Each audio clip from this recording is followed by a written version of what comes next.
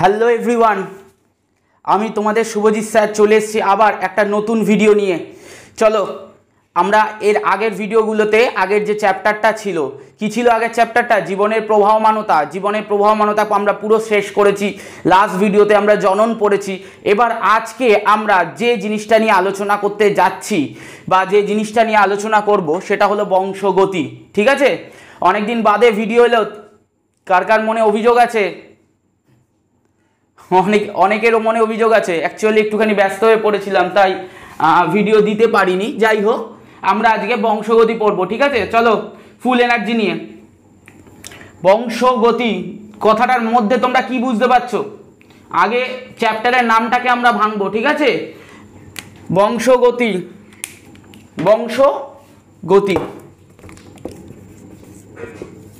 মানে কি? বংশের গতি।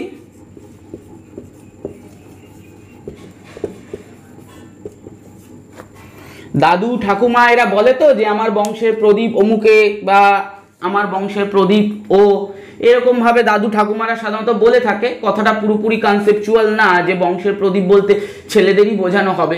আমার মতে মেয়েরাও কিন্তু, আমার মতে কি, বিজ্ঞানের মতে, লাইফ সায়েন্সের মতে মেয়েরাও কিন্তু বংশগত বৈশিষ্ট্যকে ধারণ করে এবং সেটাকে পরবর্তী জনুতে সঞ্চারিত করে। তো এখানে আমরা বংশগতি যেটা দেখছি, বংশগতি মানে কি বুঝছি? আমরা বংশগতি মানে বুঝছি বংশের গতি, মানে যে পদ্ধতির মাধ্যমে বংশ এগিয়ে যাচ্ছে। মানে তোমার বৈশিষ্ট্যগুলো তোমার সন্তানের মধ্যে, সন্তানের থেকে তার সন্তানের মধ্যে, তার সন্তানের মধ্যে, এই যে কন্টিনিউয়াসলি যে বৈশিষ্ট্যগুলো রয়েছে সেই বৈশিষ্ট্যগুলো এগিয়ে যাবে, তাকে আমরা বংশগতি বলবো। ঠিক আছে, একটা সুন্দর উদাহরণ দিই।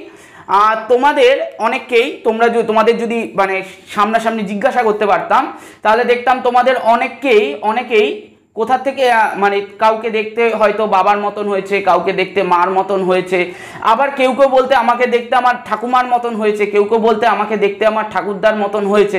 তো আমরা বংশের কারোর না কারোর সাথে আমাদের যে নতুন জেনারেশনের কোনো না কোনো মিল খুঁজে পাই।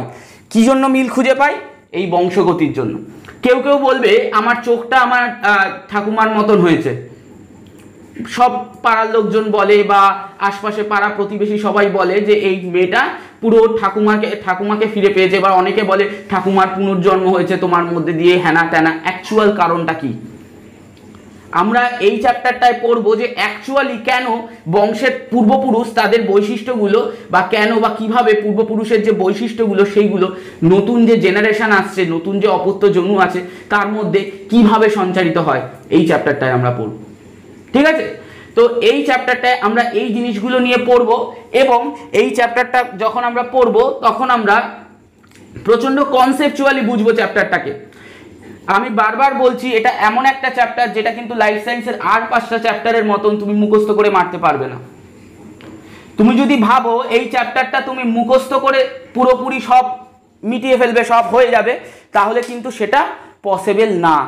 ঠিক আছে, এই চ্যাপ্টারটা এমন একটা চ্যাপ্টার যেটা মুখস্থ করে নামানো সম্ভব না।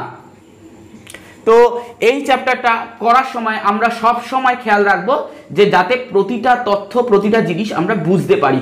আমি আমার 100% দিয়ে দেবো যাতে তোমরা জিনিসগুলোকে রিলেট করতে পারো। একটু আগে যেরকম তোমাদের মা বাবা বা এইরকমভাবে পরিবারের যে ইয়েটা পূর্বপুরুষের সাথে যে রিলেট করলাম, এইভাবে তোমরা নিজেরাও রিলেট করতে পারো। তাই তো? তো চলো শুরু করি। বংশগতির সংজ্ঞাটা তাহলে আমরা লিখে ফেলি।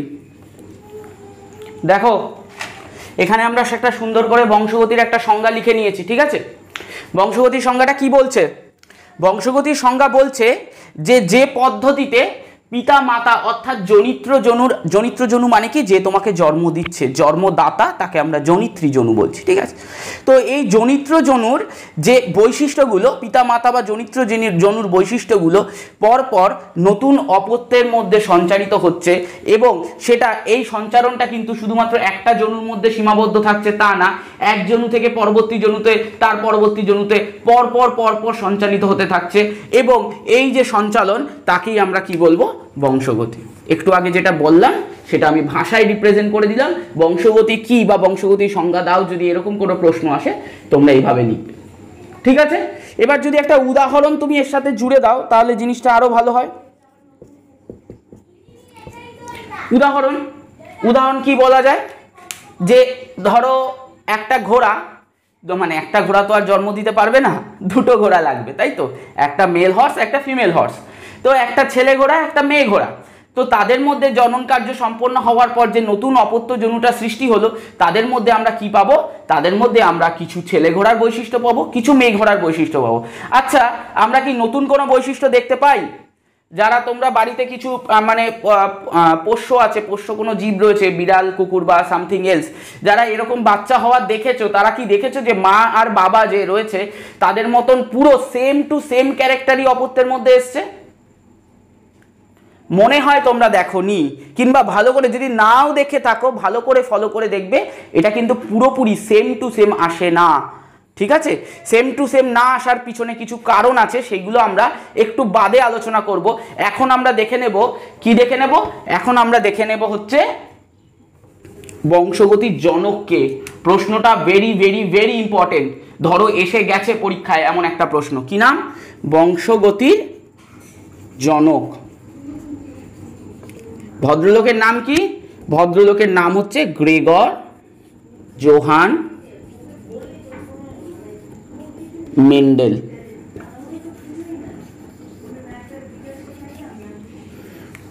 তো বংশগতির জনক যে রয়েছে, বংশগতির জনকের নাম হচ্ছে গ্রেগর জোহান মেন্ডেল। নামটা একটু কঠিন, কিন্তু মুখস্থ করতে হবে, কি করা যাবে, মাধ্যমিকে আসবে। তো গ্রেগর জোহান মেন্ডেল, এনাকে বংশগতির জনক বলা হয়। এবার একটা সাবজেক্ট বা একটা চ্যাপ্টার মানে সেটা ফিউচারে একটা সাবজেক্টের রূপ নেবে। তোমরা যদি ভবিষ্যতে এই সাবজেক্ট নিয়ে পড়াশোনা করো, তোমরা দেখবে বংশগতি বা হেরিডিটি এটা পুরো তোমাদের একটা আলাদা সাবজেক্ট হয়ে গেছে। ঠিক আছে, তো তাহলে বুঝতে পারছো যে একটা সাবজেক্ট বা একটা চ্যাপ্টার তার জনক বলা হচ্ছে, তাহলে নিশ্চয়ই তো সে সেরকম কিছু করেছিল, তাই না? কিছু একটা বলেছিল এই সম্পর্কে, বা প্রথম হয়তো তিনিই এই ধারণাটা দিয়েছিলেন। এটা তো আমরা আন্দাজ করতে পারছি, তাই তো? তো আমরা যে আন্দাজ করছি যে বংশগতির জনক গ্রেগর জোহান মেন্ডেল, তো তার সম্পর্কে একটুখানি সুন্দর একটা গল্প করে নি, কি বলো? শোনো, গল্প করি আজকে। বংশগতির জনক যে গ্রেগর জোহান মেন্ডেল, তিনি কিন্তু এমনিতে কোনো জীববিজ্ঞানী ছিলেন না, তাই তো? উনি কোনো জীববিজ্ঞানী ছিলেন না। উনি এমন কোনো মানে ব্যাপারও না যে জীববিজ্ঞানী ছিলেন বা এই বায়োলজিক্যাল সায়েন্সের সাথে খুব জড়িত একজন ব্যক্তি ছিলেন, এমনিতে কোনো বৈজ্ঞানিক ছিলেন, এরকম কোনো ব্যাপার ছিল না। উনি অঙ্কশাস্ত্রে কিঞ্চিত পারদর্শী ছিলেন। ঠিক আছে, অঙ্কশাস্ত্রে কিঞ্চিত পারদর্শী ছিলেন। উনি কি করেছিলেন? উনি ছিলেন হচ্ছে একটা চার্চের পাদ্রী। পাদ্রী মানে বোঝো তো, মানে আমাদের যেরকম হিন্দুদের বা মুসলিমদের, হিন্দুদের ক্ষেত্রে আমাদের পুরোহিত থাকে, তারপর হচ্ছে আমাদের ইয়েতে কি বলে, মুসলিমদের ক্ষেত্রে আমাদের যে মাজার রয়েছে বা মসজিদ রয়েছে, সেখানে একজন ইমাম থাকেন যতদূর সম্ভব আমি জানি। তো সেই রকমই খ্রিস্টানদের ক্ষেত্রে চার্চে একজন পাদ্রী থাকেন, যাকে ফাদার বলে থাকে। সেই রকমই একজন পাদ্রী ছিলেন। তিনি ছোটবেলা থেকেই বাগান পরিচর্যার কাজ করতেন। ঠিক আছে, ছোটবেলা থেকেই বাগান পরিচর্যার কাজ করতেন। বাগান পরিচর্যার কাজ করতে করতে উনি দেখেন যে মটর গাছের ওপর ওনার একটা ইন্টারেস্ট তৈরি হয়। কি ইন্টারেস্ট তৈরি হলো মটর গাছের ওপর? উনি দেখলেন যে মটর গাছগুলোর মধ্যে যে যখন সংকরায়ন হচ্ছে, মানে একটা বাগানের মধ্যে, এই ধরো একটা বাগান, এই যে বাগান, এই বাগানের মধ্যে যখন উনি মটর গাছগুলোর মধ্যে সংকরায়ন হচ্ছে, মানে মটর গাছগুলো উনি পুঁতছেন, প্রথমে মটর গাছ পুঁতলেন, কিছু নতুন মটর হলো, সেগুলোকে আবার পুঁতলেন। তো উনি দেখলেন যে এই রকম ঘটনায় যে পিতৃ এবং মাতৃজনু, ঠিক আছে, তাদের মধ্যে সংকরায়নের ফলে তারা কেউ কেউ কোনো মটর গাছ পিতার বৈশিষ্ট্য পাচ্ছে, কোনো মটর গাছ মাতার বৈশিষ্ট্য পাচ্ছে, এবং কখনো কখনো কিন্তু নতুন বৈশিষ্ট্যও আসছে। এইগুলো উনি দেখতে পান। যদিও নতুন বৈশিষ্ট্যের কথা কেন আসছে উনি ডাইরেক্টলি উনি বলে যেতে পারেননি। পরবর্তীকালে আমাদের জীববিদ্যার যে শাস্ত্র এই অনেক উন্নত হয়, ডিএনএ আরএনএর গঠন, এইসব ডিএনএর গঠন আসে, আরও অনেক কিছু আসে, আরও অনেক মডেল আসে, তারপর এইগুলোকে আরও ভালোভাবে ব্যাখ্যা করা সম্ভব হয়। কিন্তু তার যে ইনিশিয়াল প্রেডিকশান যেটা ছিল, তার যে প্রাথমিক ধারণা ছিল, সেটা পুরোপুরি কারেক্ট। তাই জন্য আমরা এই লোকটাকে গ্রেগর জোহান মেন্ডেলকে বংশগতির জনক বলছি। ঠিক আছে, তো একে আমরা বংশগতির জনক বলছি। তো এবার আমরা আবার গল্পটা ফিরি, কেমন? তো গল্পে আমরা দেখছি যে উনি এই মটর গাছ নিয়ে একটু আকৃষ্ট হয়ে পড়েছেন। উনি কি করলেন? উনার বাগান গাছে সরি, ওনার বাড়ির না, চার্চের বাগানে উনি মটর গাছ নিয়ে কিছু পরীক্ষা করলেন। অনেক বছর ধরে উনি পরীক্ষা করতে থাকলেন, এই মটর গাছের সাথে ওই মটর গাছে সেলফ ক্রসিং করলেন, এই করলেন সেই করলেন, এরকমভাবে বিভিন্নভাবে পরীক্ষা করতে থাকেন, বুঝলে?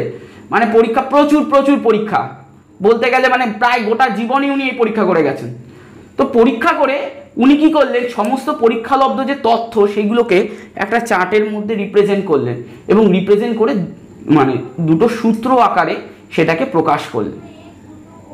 ঠিক আছে, দুটো সূত্র আকারে সেটাকে প্রকাশ করলেন। কিন্তু তার যে সূত্রগুলো, তার যে কাজগুলো, সেগুলো কিন্তু সেই সময় অতটাও জনপ্রিয়তা লাভ করেনি, খুব দুঃখের বিষয়। মানে তিনি একটা লোকাল জার্নালে, মানে ধরো তোমাদের এলাকায়, তোমাদের গ্রামের বা তোমাদের অঞ্চলের যে লোকাল টুকটাক পত্রিকা হয় না, সেরকম জায়গায় উনি ওটাকে প্রকাশ করেছিলেন। এবার যারা দেখেছিলেন সবাই অতটা তো পণ্ডিত মানুষ ছিলেন না, সাধারণ মানুষ ছিলেন, তো তারা বুঝতে পারেননি যে কাজটা কি। পরবর্তীকালে ওনারই ওই লেখাটা আরও 3 জন বিজ্ঞানী তারা আবার নতুন করে কি করে, আবার নতুন করে প্রকাশ করে। ঠিক আছে, তো তারা যখন আবার, এদের মধ্যে হুগো দা ভ্রিস অন্যতম, তোমাদের সিলেবাসে আছে হুগো দা ভ্রিসের কথা, যে মিউটেশন তত্ত্বের প্রবক্তা। তো এই রকম তারা কি করেন, যে এইটাকে আবার নতুন করে কি বলে, নতুন করে মানে ওনার যে তত্ত্বটা, ওনার সেই তত্ত্বটাকে আবার নতুন করে করেন, কি বলে, প্রকাশ করেন, তাই? তো নতুন করে প্রকাশ করলেন। নতুন করে প্রকাশ করার পর তখন চারিদিকে কলরব পড়ে গেল। তখন মেন্ডেল বেঁচেই নেই, উনি কিছু ভোগই করতে পারলেন না, উনি জানতেই পারলেন না উনি কি কাজ করে গেছেন। পরবর্তীকালে এটা নিয়ে কলরব পড়ে যায় পুরো চারিদিকে, এবং তাকে বংশগতির জনক আখ্যা দেওয়া হয়। ঠিক আছে, তো এইটা হচ্ছে যে মেন্ডেল, তাকে আমরা বংশগতির জনক বলছি। তো এই যে এই প্রশ্নটা খুব আসে। ঠিক আছে, আমি আরও কিছু শর্ট কোশ্চেন তোমাদের লিখিয়ে দিচ্ছি, এই শর্ট কোশ্চেনগুলো খুব আসে, সেই জন্য আমি তোমাদের উল্লেখ করে দিচ্ছি, তোমরা খাতায় লিখে নেবে। আজকে থেকে কিন্তু খাতা মেনটেন করবে।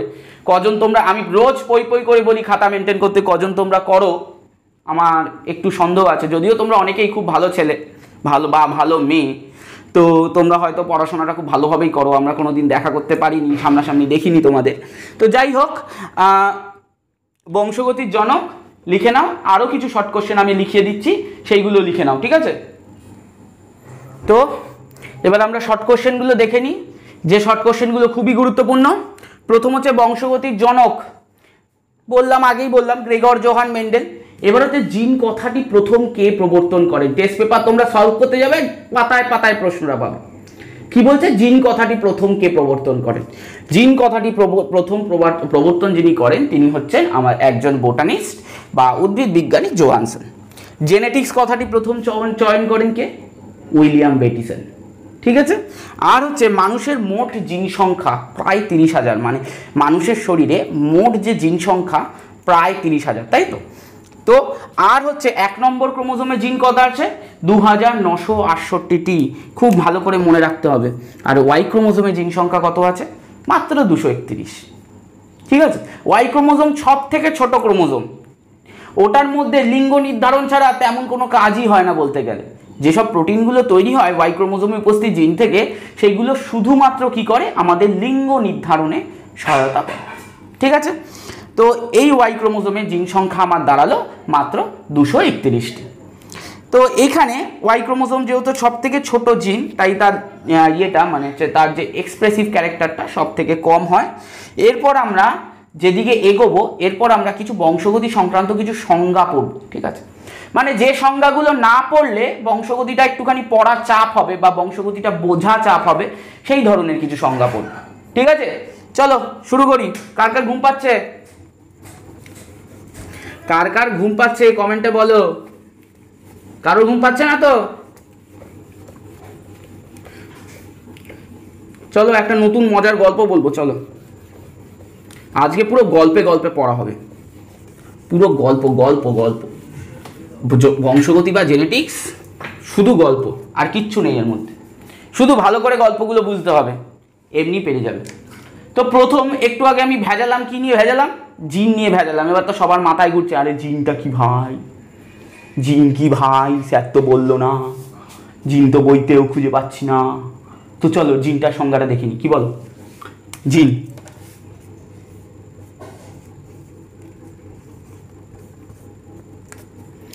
জিন হচ্ছে 20 থেকে 30টা নিউক্লিওটাইড বেস পেয়ার, ঠিক আছে? 20 থেকে 2000টা নিউক্লিওটাইড বেস পেয়ার। আমরা যখন ডিএনএ পড়েছিলাম, মনে আছে ডিএনএ যখন স্ট্রাকচারটা দেখিয়েছিলাম,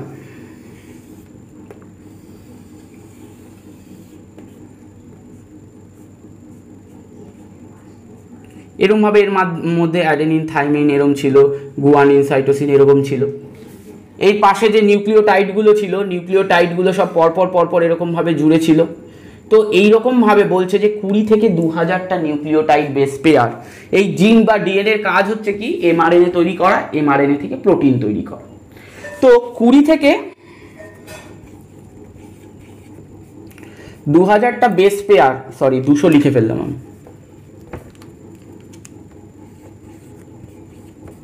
20 থেকে 2000টা বেস পেয়ার যখন পরপর সজ্জিত হয়ে কোনো একটি নির্দিষ্ট ফাংশনাল প্রোডাক্ট বা প্রোটিন সংশ্লেষ করে এবং কোনো একটি নির্দিষ্ট বৈশিষ্ট্যকে প্রকাশ করতে সহায়তা করে, তাকে আমরা বলবো জিন, ঠিক আছে?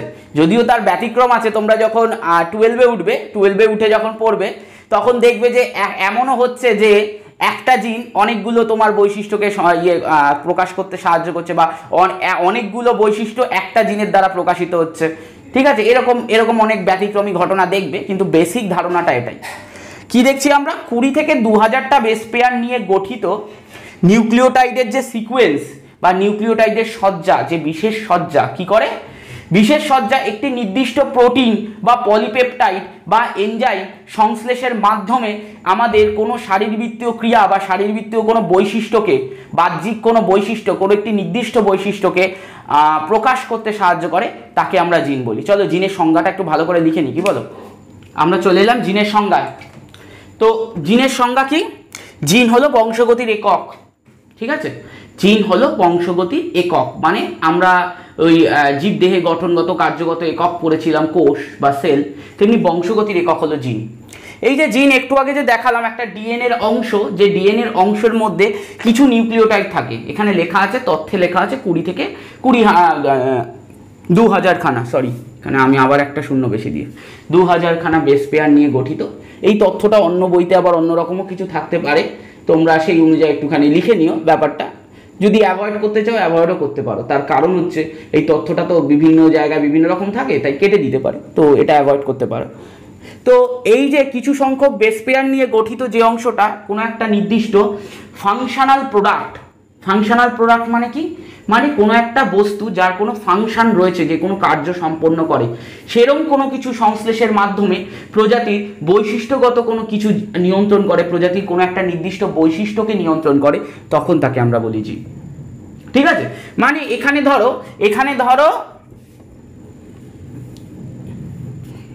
এইটুকুর মধ্যে আমার 20,000 জিন আছে, 20,000 আমার নিউক্লিওটাইড রয়েছে, ধরো 200 নিউক্লিওটাইড রয়েছে। 200 নিউক্লিওটাইড মিলে কি করছে? আমাদের একটা ছেলে, তার নাম হচ্ছে টাকলা। স্কুলে থাকে না এরকম? সবার স্কুলে আছে আমি জানি। তো একটা ছেলে টাকলা,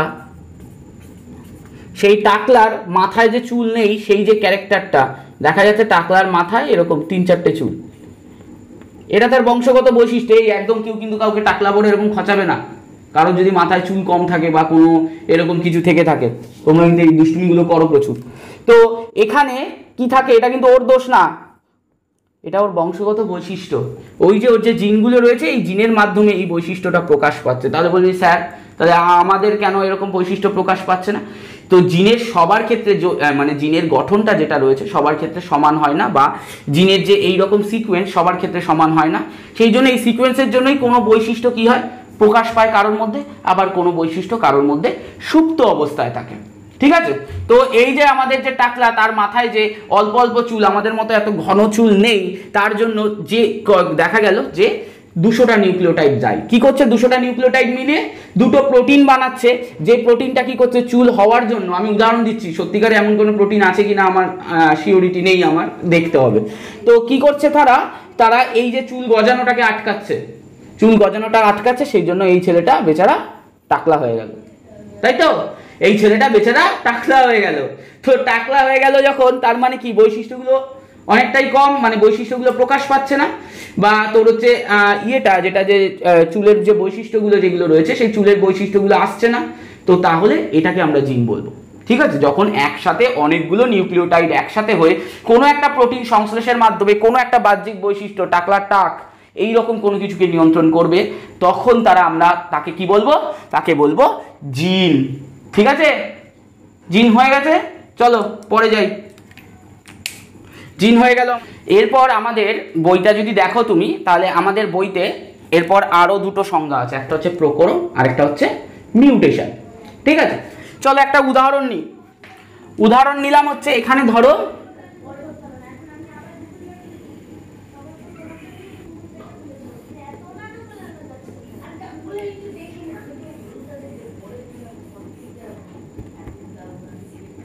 এটা হচ্ছে একটা ছেলে, যে বাবা ছেলেটা হাত দিতে ভুলে গেছি, বোধহয় কেটে নিয়েছিল, বুঝলি তো, আমি ফেরত দিলাম।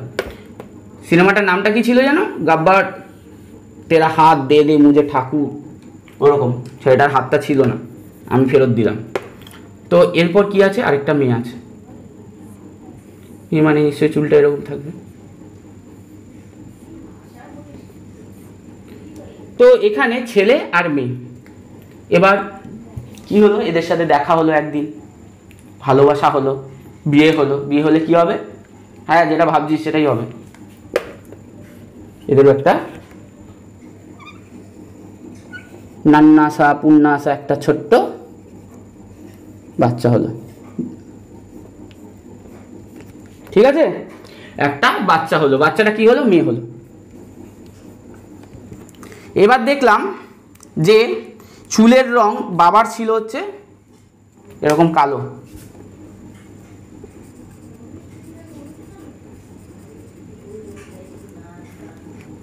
আর যে মা ছিল সেই মায়ের চুলের রং দেখলাম আমরা হালকা লাল। আরে কালার করেনি রে, ওই কী সব তোরা কালার করিস না, বার্গেন্ডি বা সামথিং এলস, তো ওই ধরনের কালার ঠালার করেনি, এমনি ন্যাচারালি লাল ছিল।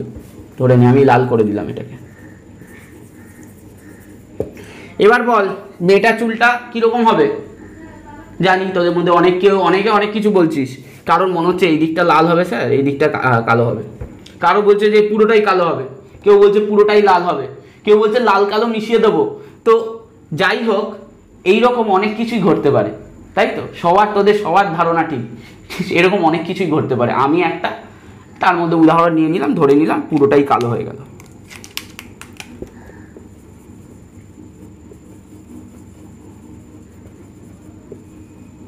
তার মানে কি এই কালো বৈশিষ্ট্যটা এর মধ্যে প্রকাশ পেল।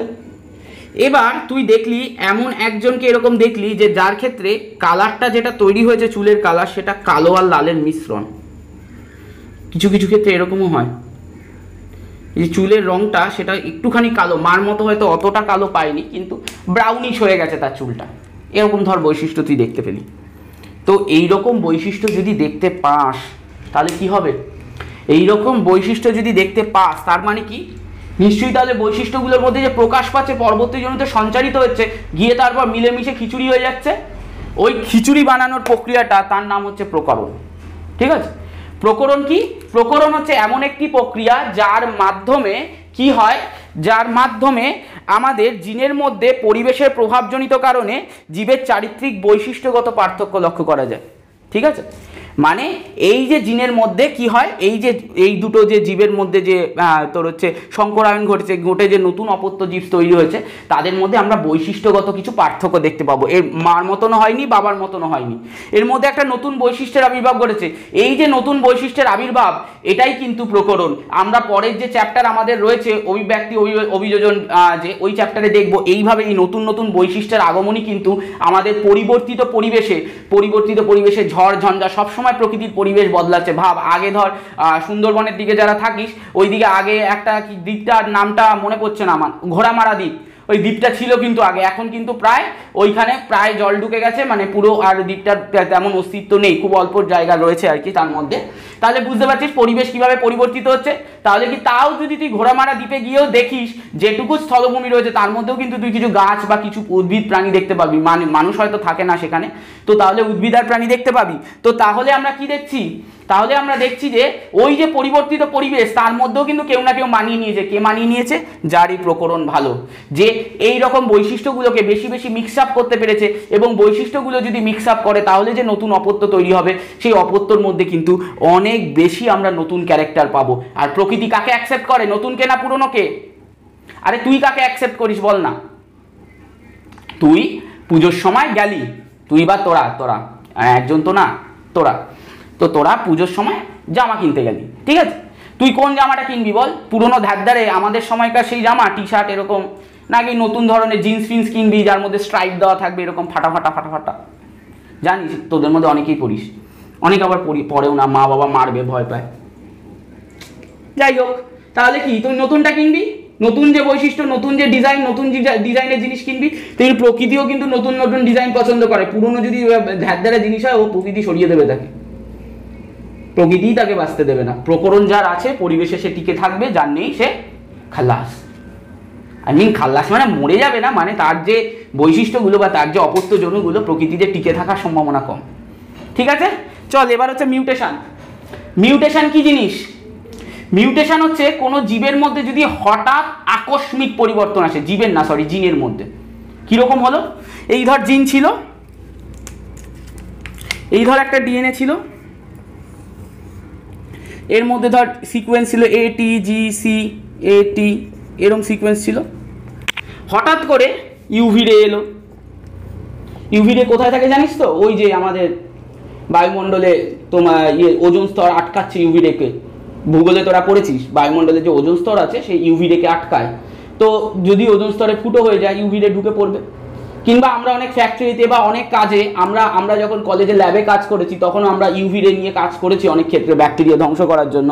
তো সেক্ষেত্রে স্টেরিলাইজেশন করার জন্য, স্টেরিলাইজেশন মানে হচ্ছে কোনো একটি বস্তুকে বা মানে কি বলবো, পরীক্ষাগারে যে ব্যবহার করা বস্তুগুলোকে করা, কি বলে, পরীক্ষাগারে ব্যবহার করা বস্তুগুলোকে জীবাণুমুক্ত করা। ঠিক আছে, জীবাণুগুলোকে ধ্বংস করার জন্য আমরা ইউভি রে ইউজ করতাম। পরে কোনোদিন বলবো গল্পটা কিভাবে করা হয়। তো এখানে ইউভি রে যদি এর উপর এসে পড়ে কি হবে? দেখা গেল পরে এই যে এখানে গিয়ে কিছু চেঞ্জ করে দিল, কয়েকটা ডিলিট করে দিল। ঠিক আছে, তো ধর এখানে অ্যাডেনিন আর থাইমিন ছিল, এখানে ইউভি রে পড়েছে, এদেরকে একসাথে জুড়ে দিয়েছে। জুড়ে দেওয়ার পর এই দুটো স্ট্র্যান্ড থেকে যখন নতুন ডিএনএ তৈরি হবে তখন কিন্তু এরা আর মানে এদের বদলে আরেকটা নতুন স্ট্র্যান্ড আসতে পারবে না। বেশি জটিল হয়ে যাচ্ছে ব্যাপারটা। তোরা জেনে রাখ যে জিনের মধ্যে এরকম ইউভি রে চলে আসে। হাই এনার্জি, যেহেতু ইউভি রের কাছে প্রচুর এনার্জি থাকে, তোদের সোমনাথ স্যার হয়তো পড়াবে, তো প্রচুর এনার্জি থাকে ইউভি রের কাছে। তো ওই হাই এনার্জি কি করে, এই ডিএনএর মধ্যে বন্ড টন ভেঙে দেয়, এদিক ওদিক করে দেয় পুরো। অ্যাডেনিন, গুয়ানিন, সাইটোসিন, থায়ামিন এদের স্ট্রাকচারই বদলে দেয়। স্ট্রাকচার বদলে দিলে কি হয়, পুরো ম্যাচাকার কাণ্ড হয়ে যায়। মানে ডিএনএটার মধ্যে কোনো বৈশিষ্ট্যগুলো ধরেই রাখতে পারে না।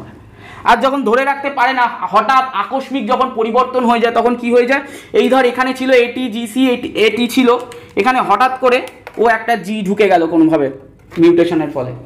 ঠিক আছে, বা অন্য কোনো পরিবর্তন ঘটলো। এই জেনেটিক সিকোয়েন্সের হঠাৎ যে পরিবর্তন, এই হঠাৎ পরিবর্তনের ফলে কি হয়, হঠাৎ পরিবর্তনের ফলে কিন্তু আমাদের নতুন বৈশিষ্ট্যের আবির্ভাব হয়। ঠিক আছে, নতুন বৈশিষ্ট্যের আবির্ভাব হয়, সেটা কখনো পজিটিভও হতে পারে, নেগেটিভও হতে পারে।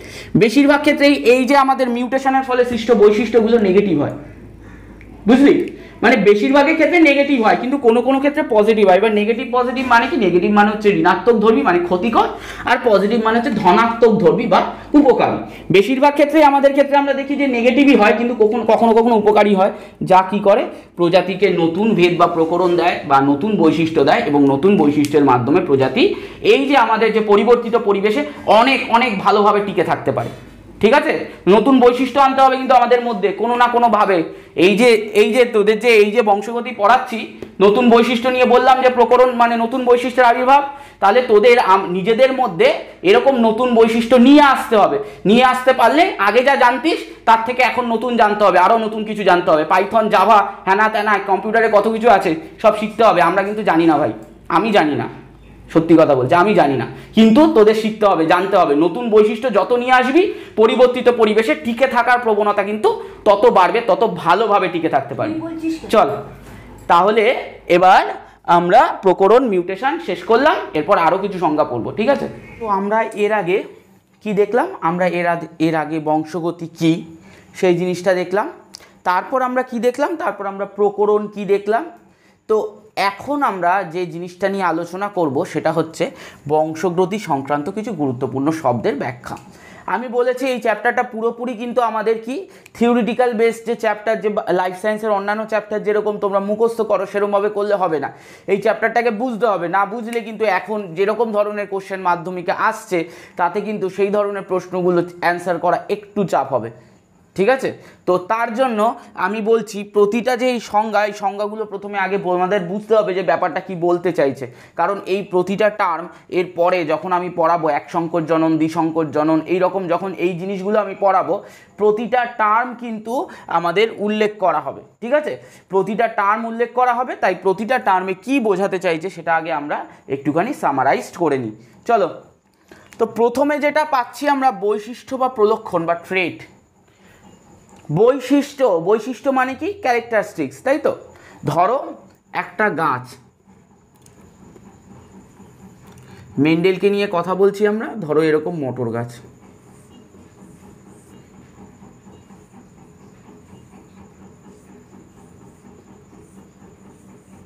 ঠিক আছে? এটা হচ্ছে লম্বা, এটা হচ্ছে বেটে। তাহলে কি দেখলে? এই যে ইয়েটা মানে এই যে মেন্ডেলের যে তোমার কি বলছি আমরা যে বলছি লম্বা আর বেটে, তাই তো? লম্বা আর বেটে এই যে এই দুটো যে বৈশিষ্ট্য, এটা কি করছে? উচ্চতাটাকে বোঝাতে সাহায্য করছে, তাই তো? গাছের উচ্চতাটাকে বোঝাতে সাহায্য করছে হচ্ছে লম্বা আর বেটে। কোনোটা টল, কোনো গাছ টল, কোনো গাছ হচ্ছে শর্ট বা বেটে। তো এই যে প্রলক্ষণ যেটা আমরা দেখতে পাচ্ছি উচ্চতার ভিত্তিতে, আমরা দেখছি মেন্ডেলের যে বাগান, সে বাগানে বা যে কোনো বাগানেই তোমরা দেখতে পাবো কিছু মটর গাছ লম্বা, হাইটটা বড়, কিছু মটর গাছ বেটে বা শর্ট বলতে পারো, যেটার হাইটটা ছোট। এই যে এই রকম ধরনের যে বৈশিষ্ট্যগুলো, সেই বৈশিষ্ট্যগুলোকে আমরা বলছি, মানে এই জিনিসগুলোকে আমরা বলছি বৈশিষ্ট্য বা প্রলক্ষণ বা ট্রেট, ঠিক আছে? তো আমরা ট্রেট বুঝে নিলাম। এরপর আমরা যেটা দেখব সেটা হচ্ছে ফ্যাক্টর বা জিন। আচ্ছা, প্রথমত বলে দিই যে মেন্ডেল যে সময় আমাদের এই থিওরিগুলো দিয়েছিল বা মেন্ডেল যে সময় এইগুলো নিয়ে কাজ করছিল তখন কিন্তু ওয়াটসন অ্যান্ড ক্রিক ডিএনএ স্ট্রাকচারই দেয়নি। ডিএনএ স্ট্রাকচার যখন দেয়নি তখন এই যে কোনো বৈশিষ্ট্যের জন্য দায়ী যে পদার্থ বা দায়ী যে একক বা আমরা বলতে পারি বংশগতির একক বলতে পারি যাকে, সেটা হচ্ছে জিন বা ফ্যাক্টর। তো জিন কথাটা সেই সময় উল্লেখ হয়নি, ঠিক আছে? জিন কথাটা সেই সময় উল্লেখিত হয়নি। মেন্ডেল কি বলেছিলেন? মেন্ডেল জিন ডিএনএ সব কিছু জানতেন না, আগেই বলেছি মেন্ডেল বায়োলজির লোকই ছিলেন না। যদি নাও হতেন, মানে যদি পড়াশোনাও করতেন, তাও জানা সম্ভব ছিল না, কারণ সেই সময় এগুলো আবিষ্কারই হয়নি। তো যখন আবিষ্কার হয়নি তখন তিনি মেন্ডেল যে কথাটা উল্লেখ করেছিলেন সেটা হচ্ছে ফ্যাক্টর। এই যে দেখো, মেন্ডেল যে কথাটা উল্লেখ করেছিলেন সেটা হচ্ছে ফ্যাক্টর। কীরকম? একটু আগে আমি ছবি এঁকেছিলাম, ছবিটা মুছে দিয়ে ভুল হলো, ঠিক আছে? এটা হচ্ছে টল, এটা হচ্ছে শর্ট। তো এখানে দেখো এই যে টল, এই টল হওয়ার জন্য আমরা যদি ইয়ের মধ্যে দেখি, আমরা যদি এই ডিএনএর মধ্যে দেখি বা এই সব গাছের মধ্যে, ডিএনএর কথা তো বলে যেতে পারেনি মেন্ডেল বলেছিলেন এই সব গাছের মধ্যে নির্দিষ্ট কিছু ফ্যাক্টর রয়েছে, যেই ফ্যাক্টরটার জন্য এই গাছটা টল হচ্ছে, এই গাছটা শর্ট হচ্ছে, ঠিক আছে? এই যে ফ্যাক্টর যার জন্য কোনো গাছের যে বৈশিষ্ট্য প্রকাশিত হবে, সেই যে ফ্যাক্টর তাকে মেন্ডেল বলেছে হচ্ছে বংশগতির গঠনগত একক। তাহলে কি? তাহলে যদি আমরা আমাদের বইতে জিনের যদি সংজ্ঞাটা আমরা দেখি তাহলে আমরা কি পাবো? আমরা পাবো জিনের সংজ্ঞা হচ্ছে, জিন বা ফ্যাক্টর তার সংজ্ঞা হচ্ছে, তাই তো? বংশগতি মানে কি? বৈশিষ্ট্য, একটি বৈশিষ্ট্য পিতামাতার বৈশিষ্ট্যগুলোকে আস্তে আস্তে একে একে পরবর্তী জনুতে সঞ্চারিত করা।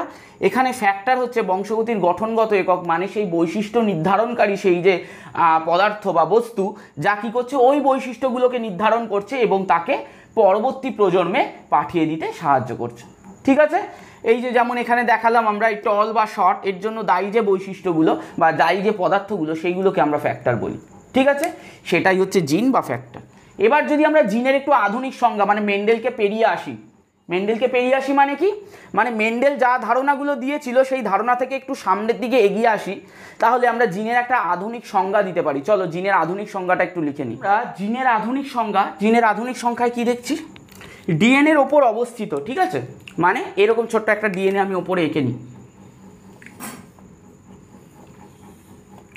এরকম একটা ছোট্ট ডিএনএ এঁকে নিয়েছি। এই ডিএনএর ওপর অবস্থিত, ডিএনএর মধ্যে এরকম নাইট্রোজেন বেস এরকম রয়েছে, এর ওপর অবস্থিত কটা 30টা থেকে 3000টা বেস পেয়ার নিয়ে গঠিত, ঠিক আছে। এই রকম বেস পেয়ার বা নিউক্লিওটাইডের সমষ্টি যারা কি করে, বংশগতির ধারক ও বাহক হিসাবে কাজ করে। বংশগতির ধারক ও বাহক মানে কি, কোনো না কোনো বৈশিষ্ট্য সেই বৈশিষ্ট্যটাকে নিয়ন্ত্রণ করে এবং সেই বৈশিষ্ট্যকে নিয়ন্ত্রণের মাধ্যমে কি করে, সেই বৈশিষ্ট্যটাকে পরবর্তী জনুতে সঞ্চারণ করে। পরবর্তী জনু মানে নেক্সট জেনারেশন। কোনো বাবা তার যে সন্তানের মধ্যে বৈশিষ্ট্যগুলোকে সঞ্চারণ করছে, সেই যে বৈশিষ্ট্য, সেই বৈশিষ্ট্যটাকে যে মানে 30 থেকে 3000 খানা বেস পেয়ার নিয়ে গঠিত যে ডিএনএর যে অংশ, সেই বৈশিষ্ট্যটাকে নিয়ন্ত্রণ করছে, তাকে আমরা বলি জিন। এবার বলবে যে কীভাবে স্যার নিয়ন্ত্রণ করে, এই যে ডিএনএ, এই ডিএনএ কী বানায়, এই ডিএনএ বানায় এমআরএনএ। আমার বোর্ডটা একটু ছোট হয়ে গেছে এবং তা থেকে তৈরি হয় প্রোটিন। এই যে প্রোটিন, এই প্রোটিন কিন্তু আমাদের বিভিন্ন ধরনের চরিত্রগত বৈশিষ্ট্য বা ক্যারেক্টারগুলোকে নির্ধারণ করে। ধরো তোমাদের মধ্যে কোনো কোনো বন্ধু, সে খুব ফর্সা, খুব গায়ের রং খুব ফর্সা, আবার কেউ কেউ রয়েছে যারা কালো, তাই তো, এরকম থাকে। কেউ কেউ খুব ফর্সা, কেউ কালো। এবার তাহলে বলবে যে কেন হয়েছে এই কালোটা বা কেন হয়েছে এই ফর্সাটা, তার কারণ আমাদের যে স্কিনের যে কালার, সেটা মেনটেন করে হচ্ছে মেলালিন পিগমেন্ট বা মেলালিন রঞ্জক নামক এক ধরনের পদার্থ। তাহলে যখন সেটা পদার্থ, সেটা এক ধরনের প্রোটিন, শরীরে রয়েছে প্রোটিন একটা, মেলালিন পিগমেন্টটা এক ধরনের প্রোটিনই বলতে পারো। সেই যে প্রোটিন, তাকে দেখো কিছু সংখ্যক ডিএনএ এইরকমভাবে কোড করছে সেই প্রোটিনটাকে, মানে সেই প্রোটিনের যে তৈরি করার জন্য যে তার সংকেতটা, সেই সংকেতটাকে বহন করছে, ঠিক আছে। তো এই যে সংকেতটা, সেটা কি, এমআরএনএ। প্রোটিন যে বহনের যে সংকেত, সেটা হচ্ছে এমআরএনএ। সেই এমআরএনএটা প্রোটিন সংশ্লেষের মাধ্যমে কি করছে, ডিএনএর যে ক্যারেক্টার সেইগুলোকে বিস্তার লাভ করাচ্ছে বা ডিএনএর যে ক্যারেক্টার সেইগুলোকে প্রকাশ করতে সহায়তা করছে। তো এটা হচ্ছে জিনের সংজ্ঞা, এটা তোমরা একটুখানি লিখে নাও। এটা আধুনিক জিনের সংজ্ঞা দিলাম। জিন যদি কি আসে তাহলে এই সংজ্ঞাটা তোমরা লিখবে, তাহলে একটু ইমপ্রেশনটা ভালো হবে খাতায়, ঠিক আছে। তো এই সংজ্ঞাটা তোমরা লিখবে। তারপরে আমি ডিএনএ যে এই সংজ্ঞাটায় যা বললাম সে ব্যাপারটাকে আমি আরেকটু বিস্তারিতভাবে বুঝাচ্ছি, আশা করি লিখে নিয়েছো। এটা কোনো একটা বৈশিষ্ট্য আমরা বলছি জিন বা ফ্যাক্টরটা নিয়ন্ত্রণ করছে, তাই তো। মেন্ডেল বলছিলেন এটাকে ফ্যাক্টর, আর বাকিরা বলছিলেন এটাকে জিন, তাই তো। তো কোনো একটা বৈশিষ্ট্য যখন কোনো জিন বা ফ্যাক্টর নির্ধারণ করছে, তখন কি হচ্ছে, এই ধরো একটা ডিএনএ,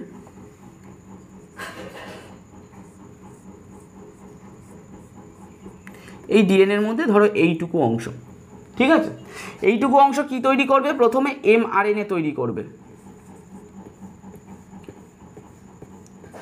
আর এমআরএনএ কি তৈরি করবে, এমআরএনএ তৈরি করবে হচ্ছে প্রোটিন।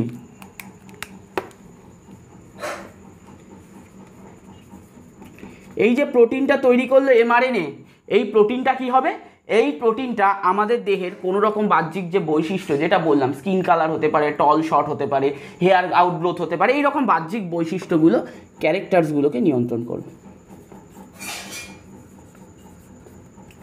এইগুলো হচ্ছে ক্যারেক্টারসগুলোকে নিয়ন্ত্রণ করবে। এটা হচ্ছে জিন বা ফ্যাক্টরের কাজ, ঠিক আছে। জিন বা ফ্যাক্টর ক্লিয়ার। এরপর আমরা চলে আসি কিসে, আমাদের এর পরের সংজ্ঞা যেটা রয়েছে তার মধ্যে আমরা ঢুকে পড়ি। কি আছে, লোকাস, ঠিক আছে। লোকাস কথাটার অর্থ হলো পজিশন, ঠিক আছে। কীরকম, দেখো আমরা আগের দিন, মানে আগের দিন বলতে আমরা আগের চ্যাপ্টারে শিখেছিলাম যে কোনো, এই ধরো টিঙ্কু, এই হচ্ছে মুন্নি, টিঙ্কু আর মুন্নি এরা যদি বিয়ে করে কি হবে, হ্যাঁ যা ভাবছিস তাই হবে। তো এর মধ্যে কি হবে, টিঙ্কু আর মুন্নির যদি বিয়ে হয় তাহলে তাদের সন্তান হবে। সন্তানের মধ্যে এই টিঙ্কুর কাছে আমি মানুষ ধরে নিচ্ছি, এদের 46টা ক্রোমোসোম ছিল, মুন্নির কাছে 46টা ক্রোমোসোম ছিল। 23টা ক্রোমোসোম কোত্থেকে আসবে, টিঙ্কুর থেকে আসবে। আমি এটা মুন্নির কালারটা বদলে দিই, বোঝাতে সুবিধা হবে।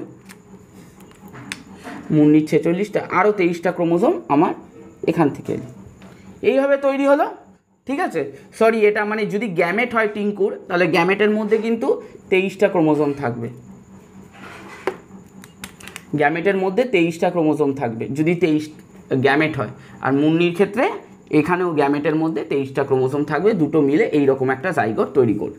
তাহলে আমরা কি পাচ্ছি, আমাদের মধ্যে যে 23 জোড়া ক্রোমোজোম তার এক জোড়া আমরা বাবার থেকে পাচ্ছি, এক জোড়া আমরা মায়ের থেকে পাচ্ছি। এই যে 23 জোড়া ক্রোমোজোম, এরা যদি এই সব যে ক্রোমোজোমগুলো যারা একই সেটের ক্রোমোজোম, মানে যেসব ক্রোমোজোমগুলোর আকৃতি এক, যেটা একটা বাবার থেকে এসছে একটা মায়ের থেকে এসছে, এরকম ক্যারেক্টার বিশিষ্ট ক্রোমোজোম যেগুলো, সেইগুলোকে আমরা বলি সমসমস্ত ক্রোমোজোম। কীরকম, এই ধরো এটা মায়ের থেকে আসা ক্রোমোজোম, আর এটা হচ্ছে বাবার থেকে আসা ক্রোমোজোম। একে আমরা কি বলি, সমসমস্ত বা হোমোলোগাস ক্রোমোজোম। ঠিক আছে, এই যে হোমোলোগাস ক্রোমোজোম তার মধ্যে একটা অবস্থিত একটা নির্দিষ্ট অবস্থান, ধরো এই জায়গাটা, এটাকে আমরা বলবো একটা লোকাস, যেখানে কোনো নির্দিষ্ট জিন অবস্থান করছে। মানে কোনো একটা সমসমস্ত বা হোমোলোগাস ক্রোমোজোমের মধ্যে কোনো একটা ক্যারেক্টার বা কোনো একটা যে জিন, যেটাকে বলতে পারো তুমি কোনো একটা বৈশিষ্ট্য, সেই বৈশিষ্ট্যটা যে পজিশানে অবস্থান করে, যে জায়গাটায় অবস্থান করে, তাকে আমরা বলি উক্ত জিনের লোকাস বা উক্ত ফ্যাক্টরের লোকাস। ঠিক আছে, লোকাস টার্মটা ক্লিয়ার হয়ে গেল। এবার আমরা আছি এক সংকর এবং দ্বিসংকর জনন। ঠিক আছে, এক সংকর এবং দ্বিসংকর জনন।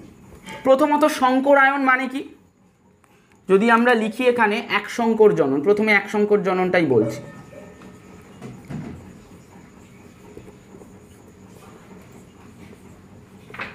প্রথমত যদি আমরা লিখি এক সংকর জনন, তাহলে এই এক সংকর জনন মানে কি, যে কোনো একটা সিঙ্গেল ক্যারেক্টারের মিক্সচার করা। মানে কীরকম, ধরো সিঙ্গেল ক্যারেক্টার, এইদিকে রয়েছে হচ্ছে লম্বা মটর গাছ, এইদিকে রয়েছে বেটে মটর গাছ।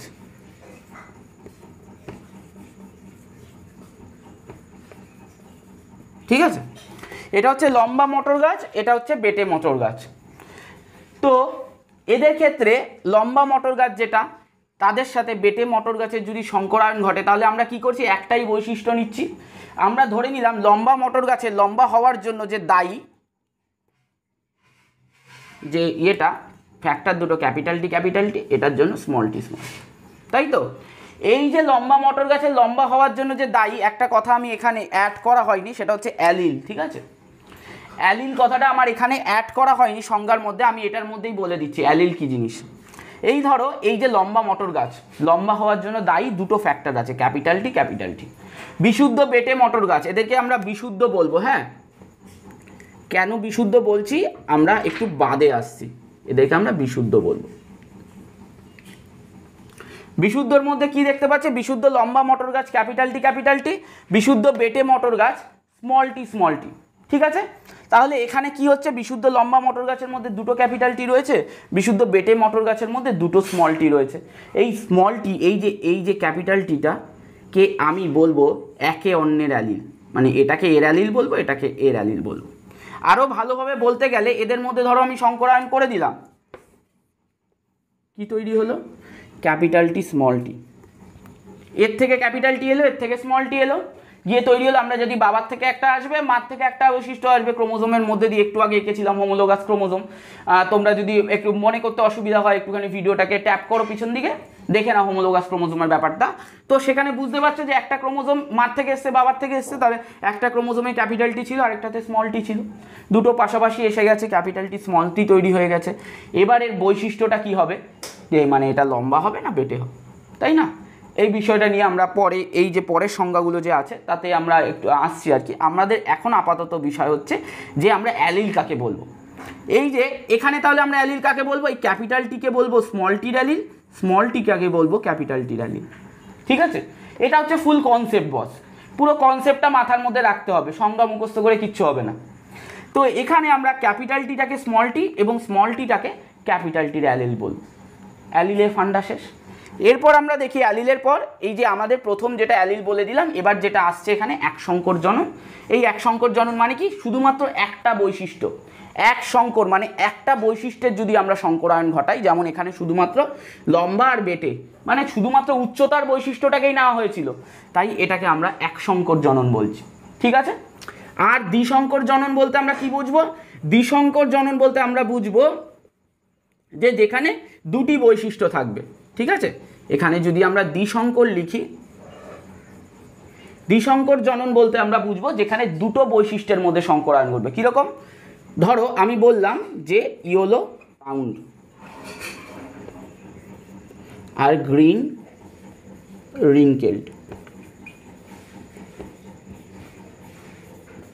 মানে কি? ইয়েলো রাউন্ড মানে হলুদ গোলাকার, আর গ্রিন রিঙ্কেলড মানে হচ্ছে সবুজ কুঞ্চিত বীজযুক্ত মটর গাছ, ঠিক আছে? তো এদের মধ্যে যদি সংকরায়ন হয় তাহলে দেখবে এখানে যদি আমি অ্যালিলগুলো আঁকি, capital Y capital Y capital R capital R, একে আমি এরমভাবে আঁকলাম। আর এর ক্ষেত্রে এটা আমি কি লিখলাম? গ্রিন, গ্রিন মানে স্মল ওয়াই, এক্ষেত্রে কিন্তু আমি আমার জি দিয়ে দেবো না, এখানে আমরা এটাকে ক্যাপিটালটাকে স্মল করে লিখবো, ঠিক আছে? এটা নিয়ম। তো এরকমভাবে আমরা লিখবো, গ্রিনটাকে আমরা জি ইউজ করবো না কিন্তু। তো এখানে capital Y capital Y capital R capital R, আর এখানে small Y small Y small Y small R, এদের মধ্যে যখন জনন সম্পন্ন হবে তখন নতুন অপত্যতে কী হবে? Capital Y small Y capital R small R, এইরকম একটা জীব তৈরি হবে। এই যে জীবটা তার বৈশিষ্ট্য কি হবে? Capital Y small Y capital R small R, এর বৈশিষ্ট্য কি হবে? এর বৈশিষ্ট্য হবে হচ্ছে ইয়েলো রাউন্ড। সবার মনে প্রশ্ন যাচ্ছে স্যার ইয়েলোটাই কেন হচ্ছে, গ্রিনটা কেন হলো না, সবুজটা কেন হচ্ছে না, রিঙ্কেলটা কেন হলো না? এরা কি অপরাধ করলো কোনো? এরা কি ক্লাসে ব্যাক বেঞ্চার পিছনের দিকে বসতো তাই এদের স্যার বাদ দিয়ে দিয়েছেন? এরা কি ক্লাসে ডিস্টার্ব করতো?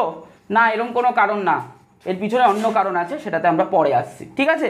তো এখানে তৈরি হলো ইয়েলো রাউন্ড। তাহলে আমরা কি দেখলাম? দুটো বৈশিষ্ট্য ছিল এখানে, একটা রং আর একটা বীজের আকার, তাই তো?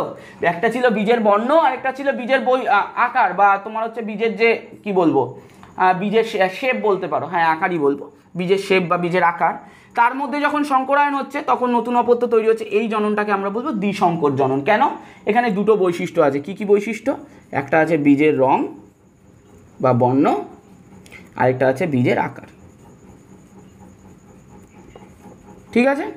এই দুটো বৈশিষ্ট্যের মধ্যে এদের ক্ষেত্রে সংকরায়ন হচ্ছে, তাই একে আমরা কি বলবো? দ্বিসংকর জনন বলবো, ঠিক আছে? চলো, দ্বিসংকর জনন হয়ে গেল।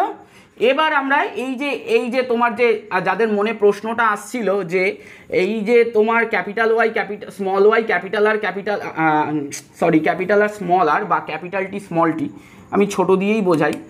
আগে কি সমসংকর বিষম সংকরটা বলে নিই, হ্যাঁ, তাহলে সুবিধা হবে বলতে। সমসংকর বিষম সংকর জীব। সমসংকর মানে কি? যে জীবের মধ্যে দুটো যে অ্যালিল সেটা সেমই রয়েছে। এ ধরো এই যে একটু আগে বলছিলাম বিশুদ্ধ লম্বা,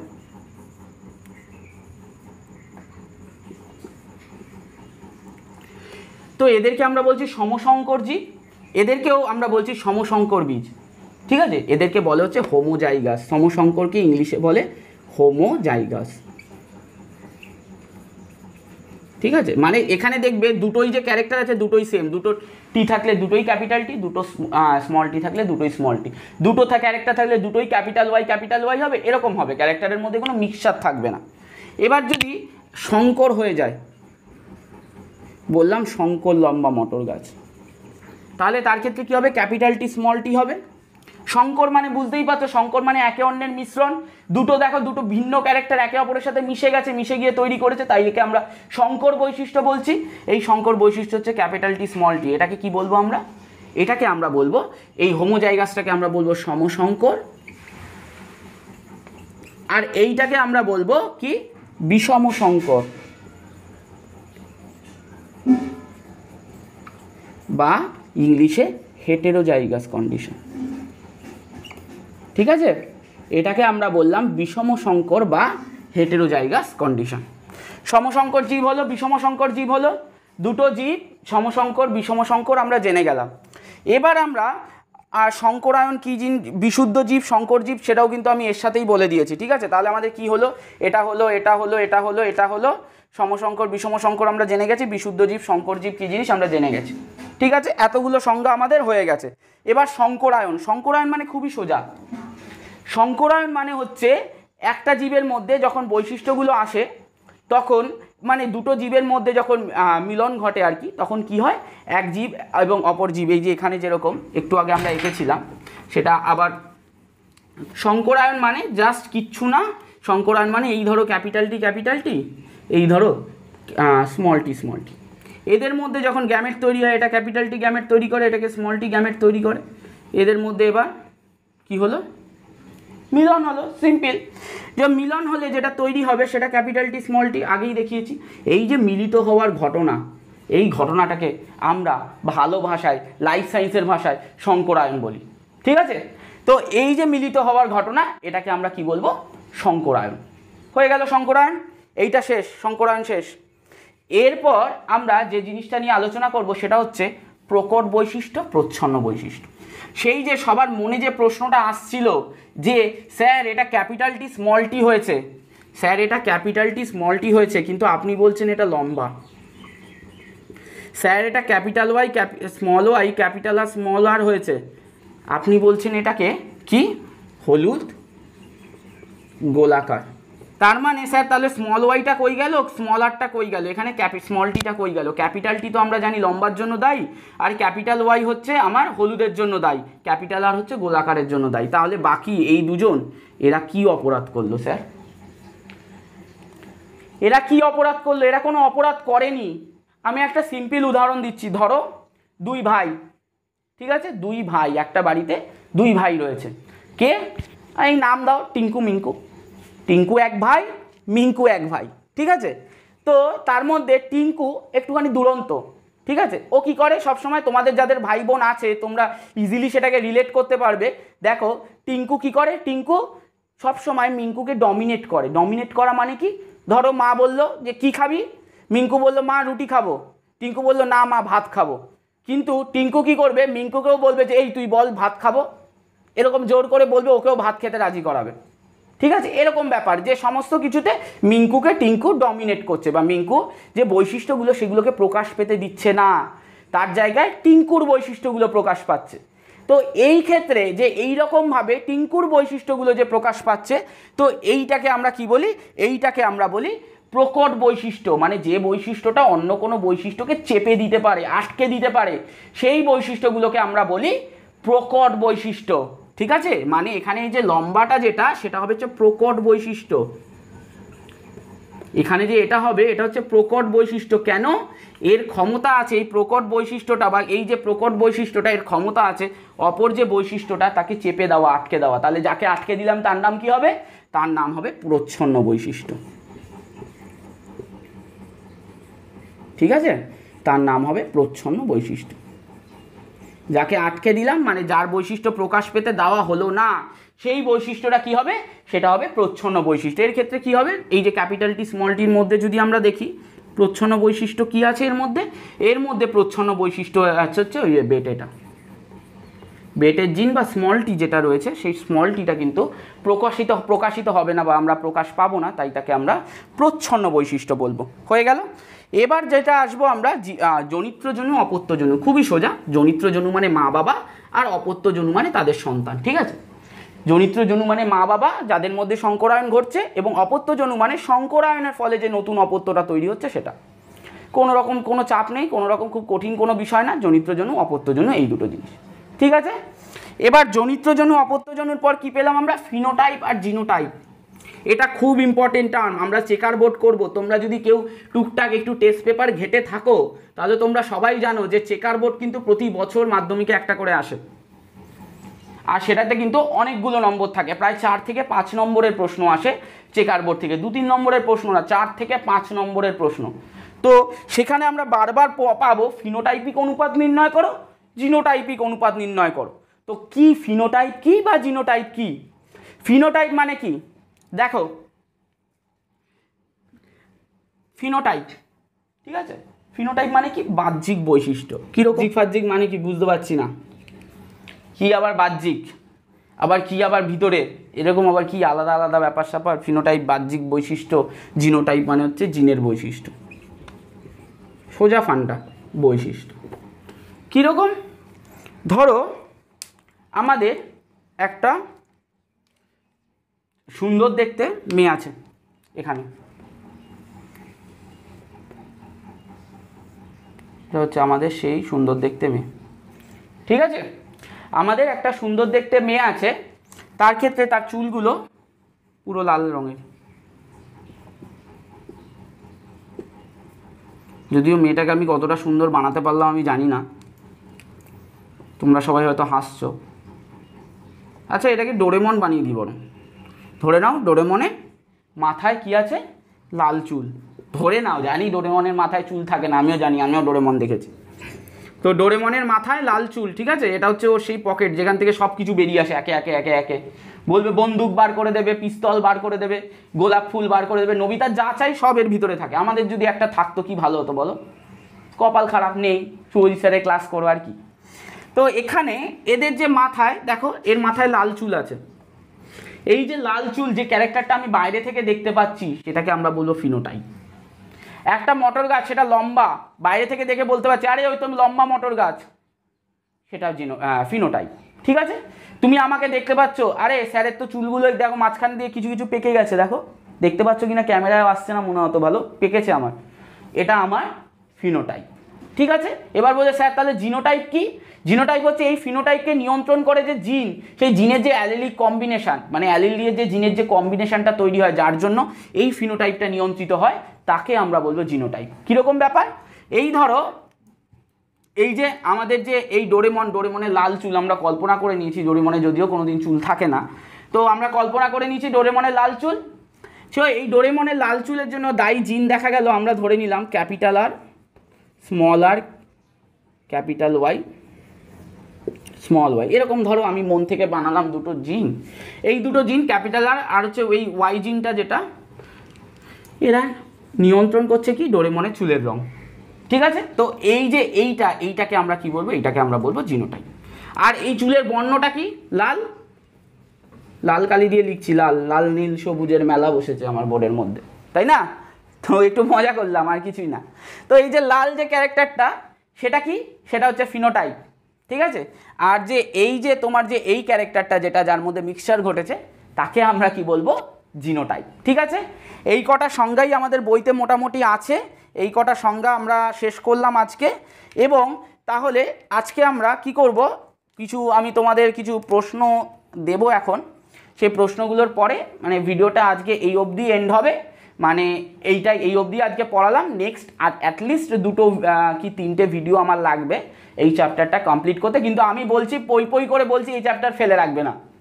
এই যে আজকে আমার থেকে বুঝে সাথে সাথে পড়ে ফেলো এই কটা জিনিস, বই নেবে, নিয়ে পুরো সংজ্ঞাগুলো পুরো ধরে মুখস্থ করে ফেলবে, সব পড়ে ফেলবে।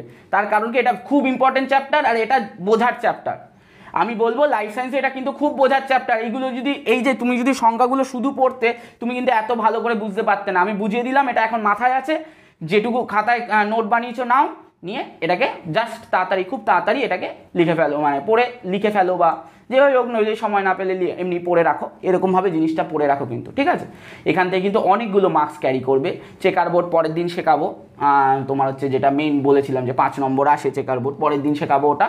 তারপরে বংশগত রোগ ঠোক ওইগুলো নিয়ে একটা পার্ট আছে, সেটাও খুব ইম্পর্টেন্ট, সেটাও করাবো। কিছু কিছু প্রশ্ন যেগুলো বইয়ের বাইরে বা একটুখানি স্ট্যান্ডার্ড লেভেলের, সেরকম ধরনেরও কিছু প্রশ্ন আমি বংশগতি চ্যাপ্টারটাতে করাবো, আশা করি তোমরা মজা পাবে।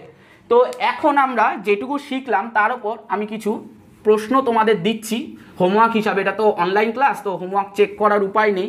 তোমাদের অনেককে বলেছি আমি যে গ্রুপে দিতে, কিন্তু আমি সেরকম রেসপন্স পাইনি। স্টিল আমি আজও হোমওয়ার্ক দিচ্ছি, আশা করব কমেন্টে বা আমাদের সোমস ক্লাসরুমের যে আমাদের যে ফেসবুক পেজ আছে তার মধ্যে এই সংক্রান্ত কিছু আমরা ফিডব্যাক পাবো। ঠিক আছে, পাবো তো, নাকি সেই আবার স্যারকে নিরাশ হতে হবে? আশা করি তোমরা আমাকে নিরাশ করবে না, ভালো ছেলে সবাই বা ভালো মেয়ে সবাই। তো সেক্ষেত্রে কি হোমওয়ার্ক দিচ্ছি দেখো, খুব সোজা কনসেপচুয়াল কোশ্চেন হোমওয়ার্ক দেবো, এমন না যে উল্টোপাল্টা কিছু দেবো। কনসেপচুয়াল কোশ্চেন আমি দেখো এখানে দিলাম, দাঁড়াও, ক্যাপিটাল ওয়াই স্মল ওয়াই আগেই বলে দিয়েছি। দেখো আমি দিলাম capital B, capital R capital R. এটা কি ধরনের, হোমোজাইগাস না হেটেরোজাইগাস? বলো, এটা হোমোজাইগাস না হেটেরোজাইগাস? কি ধরনের বৈশিষ্ট্য? এটা হচ্ছে প্রথম তোমাদের হোমওয়ার্ক। খুব সোজা জিনিস দিচ্ছি, এসব লেখা ফেকা না, জাস্ট কনসেপ্ট। আমি দেখছি কনসেপ্টটা কতজন কীভাবে বুঝলো। আর এভাবে যদি আমি আরেকটা দিই, ক্যাপিটাল আর স্মল আর, ক্যাপিটাল ওয়াই স্মল ওয়াই, এটা কি ধরনের? একই হোমোজাইগাস না হেটেরোজাইগাস? ঠিক আছে, এই দুটো কাজ করবে তোমরা, এই দুটোকে লিখবে, কমেন্টে লিখে পাঠাবে যে হোমোজাইগাস না হেটেরোজাইগাস। আর আরেকটা হচ্ছে যে এটার যে ফিনোটাইপ তো তোমরা এমনি দেখে বলতে পারবে না, ফিনোটাইপ দেওয়া যাবে না। আর একটা পার্থক্য লিখে রাখো, হোমোজাইগাস শেষ হেটেরোজাইগাস, এই পার্থক্যটা একটা লিখে রাখো, হোমোজাইগাস ভার্সেস হেটেরোজাইগাস। ঠিক আছে, হয়ে গেল। তো এই কটা আমাদের এই কটা হোমওয়ার্ক, 1 2 3 মাত্র 3টে দিলাম, এই সব সংজ্ঞাগুলো মুখস্থ করে ফেলবে, এইটুকু হোমওয়ার্ক। আশা করব যে আমি গ্রুপটা খুললে, এবার ফেসবুক গ্রুপটা খুললে আমি কিছু রেসপন্স পাবো, বা কমেন্টে, যে ভিডিওর কমেন্টে, ফেসবুক গ্রুপে যাওয়ার সময় না হলে কমেন্টে লিখে দাও না, কমেন্ট আমি সবার কমেন্ট পড়ি। অনেকে অধীর আগ্রহে ছিলে যে ভিডিও কবে আসবে স্যার, আপনি কি ভিডিও দেবেন না, অনেক রকম কমেন্ট পড়ছিলাম। অ্যাকচুয়ালি আমারই দোষ, আমি কিছুটা ব্যস্ত হয়ে পড়েছিলাম, হঠাৎ করে কিছু কাজ এসে গেছিলো, সেই জন্য ভিডিওটা একটু লেট হয়ে গেল আসতে, আমি ক্ষমা প্রার্থনা করছি। তো আশা করি তোমরা বুঝতে পেরেছো। আজকের ভিডিও এই পর্যন্তই রইল। টুনু উৎসাহ দানের জন্য কি লাইক শেয়ার সাবস্ক্রাইব, হ্যাঁ 1 লাখে নিয়ে যেতে হবে কিন্তু চ্যানেলটাকে। তো লাইক শেয়ার সাবস্ক্রাইব করো, সাথে থেকো, পুরো সিলেবাস পড়াবো। ঠিক আছে, চাপ নেই, ভাববে না যে মাঝপথে স্যার ছেড়ে চলে গেল, পুরো সিলেবাস পড়াবো। ঠিক আছে, বাই।